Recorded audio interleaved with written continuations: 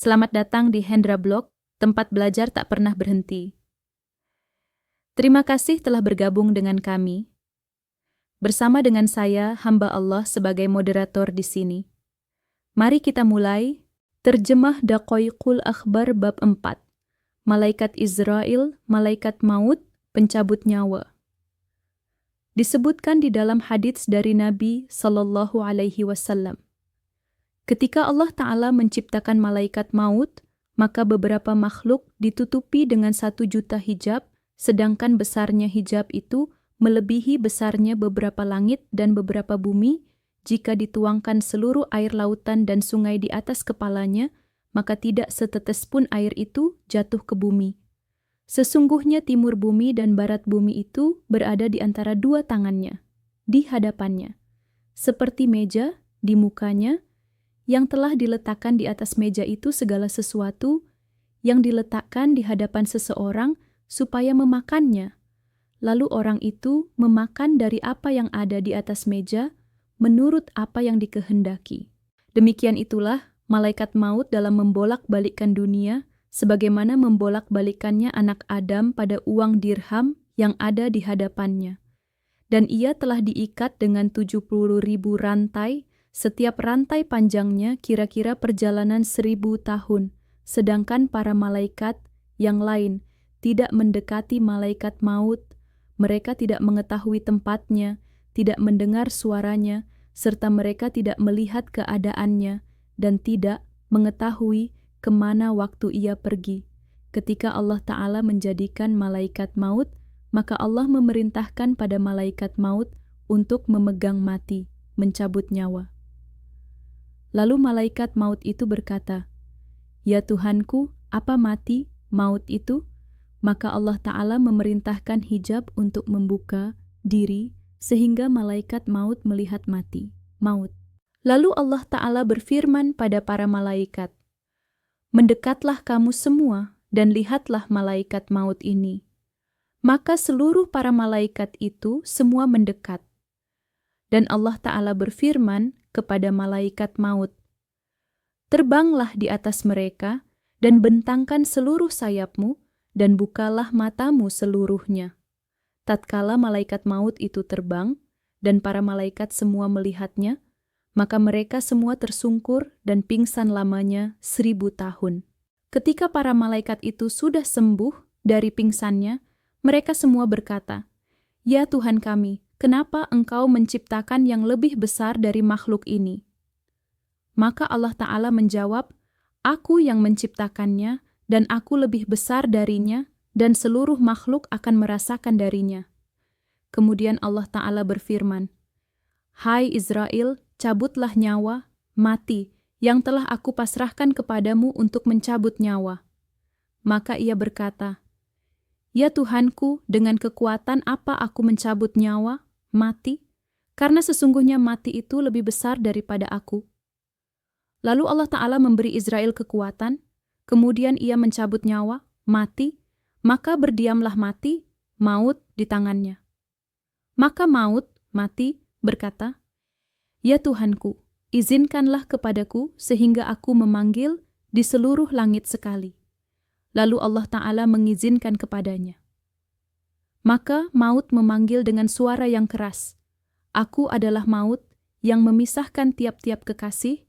Aku adalah maut yang memisahkan suami istri. Aku adalah maut yang memisahkan anak dan ibunya. Aku adalah maut yang memisahkan saudara laki-laki dan saudara wanita. Aku adalah maut yang meramaikan kubur. Aku adalah maut yang memburumu dan menemukanmu, meskipun kamu berada di gedung besi yang terkunci rapat, dan tidak ada seorang makhluk pun kecuali akan merasakan aku. Sesungguhnya orang-orang kafir dan munafik, termasuk orang-orang yang celaka, ketika maut mendatangi mereka, maka turunlah di sisi kiri orang kafir itu malaikat azab yang hitam wajahnya, yang melotot matanya, serta malaikat itu memakai pakaian dari siksa, azab.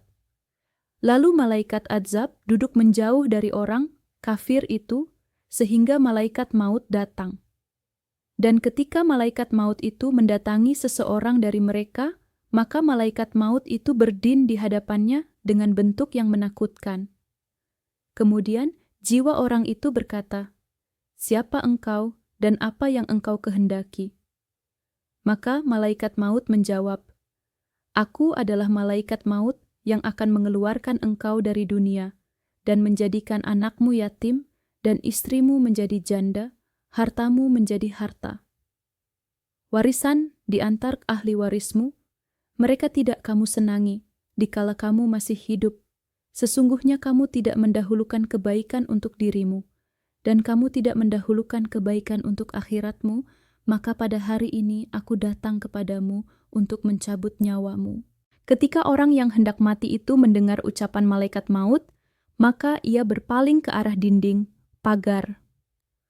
Maka tampaklah olehnya bahwa malaikat maut berdiri di hadapannya, lalu ia memalingkan wajahnya ke arah yang lain, maka tampaklah malaikat maut sudah berdiri di hadapannya. Kemudian malaikat itu berkata, "Apakah kamu tidak mengetahui aku?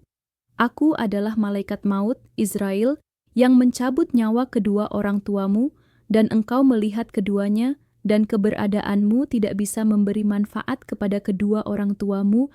Pada hari ini, aku akan mencabut nyawamu, sehingga bisa dilihat oleh anak-anakmu, kerabat-kerabatmu, teman-temanmu, agar mereka memberi nasihat kepadamu.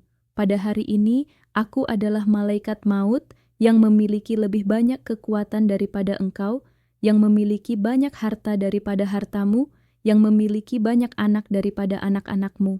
Kemudian malaikat maut itu berkata pada orang tersebut, "Bagaimana engkau melihat dunia?"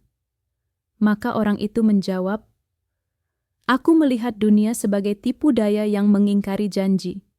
Kemudian Allah Ta'ala menciptakan dunia dengan bentuk suatu makhluk, maka dunia itu berkata, "Hai orang yang bermaksiat, apakah kamu tidak malu bahwa kamu berbuat dosa di dunia, dan kamu tidak mencegah dirimu dari durhaka?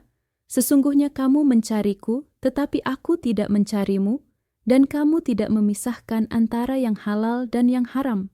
Kamu menyangka bahwa dirimu tidak akan pisah dari dunia, maka sesungguhnya aku, dunia, akan bebas dari kamu dan dari amal perbuatanmu."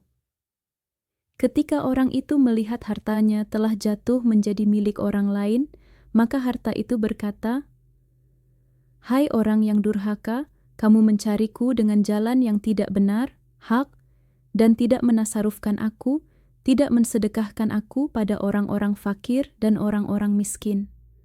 Pada hari ini aku telah jatuh menjadi milik orang lain."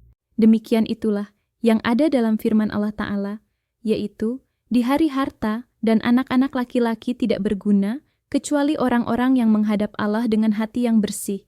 Al-Quran, Asy-Syu'ara 88-89. Maka orang itu berkata, "Ya Tuhanku, kembalikan aku supaya aku bisa berbuat amal syalih yang pernah aku tinggalkan." Maka Allah Ta'ala berfirman, "Apabila telah datang ajal mereka, maka mereka tidak dapat mengundurkannya barang sesaat pun, dan tidak pula mendahulukannya." Al-Quran Yunus 49. Kemudian malaikat maut mencabut nyawanya. Jika orang itu beriman akan merasa bahagia, dan jika orang itu kafir atau munafik akan merasa celaka, sebagaimana firman Allah Ta'ala, "Sekali-kali jangan curang, karena sesungguhnya kitab orang yang durhaka tersimpan dalam sijjin." Al-Quran Al-Mutaffifin 7. Terima kasih banyak telah menonton. Jika Anda menikmati video ini, pastikan untuk menyukai, berlangganan, dan menekan ikon lonceng agar Anda tidak pernah melewatkan konten terbaru kami. Kami menghargai dukungan Anda dan berharap dapat menghadirkan lebih banyak video menarik. Nantikan dan sampai jumpa di lain waktu.